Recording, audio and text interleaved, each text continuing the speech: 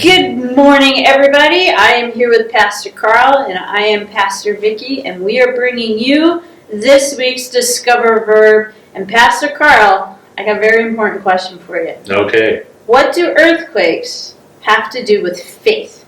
We're not talking about the San Jose earthquakes from MLS. Okay. We're talking about geological earthquakes. Well, and the story I told, of the earthquake that I experienced, and I was shocked. And if you remember, I was like running around like a chicken with my head cut off. Should I go rescue this? Should I go take? And by the time I got done, by the time the earthquake was done, I hadn't responded very well.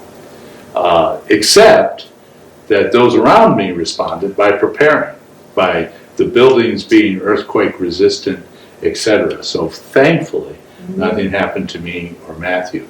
It's the same way with our faith. That there are things that come, maybe not earthquakes, lifequakes, things that Storms come. arise. Storms arise, and they just come, boom, and you don't have time to prepare. But you can be preparing by developing your faith in the way I talked about, believing, by trusting, by continuing to try to understand your faith, believe, by developing those good faith relationships, those dynamic relationships that can hold together through some of those life quakes, belong. And then the maintenance of blessing, of going out and sharing your faith. That's not just for the person who receives it, that's also for you. It strengthens your faith. It prepares you for those life quakes that come our way.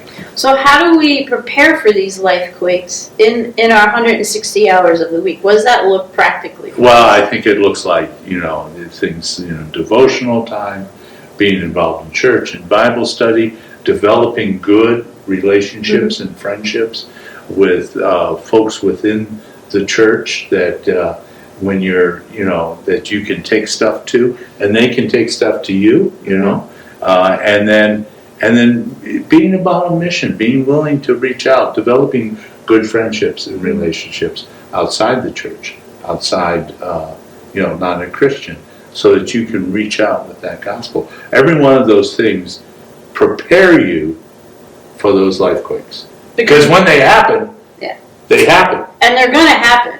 Right. That's the thing. We can't avoid them in our face. They're going to happen, but we have the foundation to help protect us when they do happen. Stone that the builder rejected.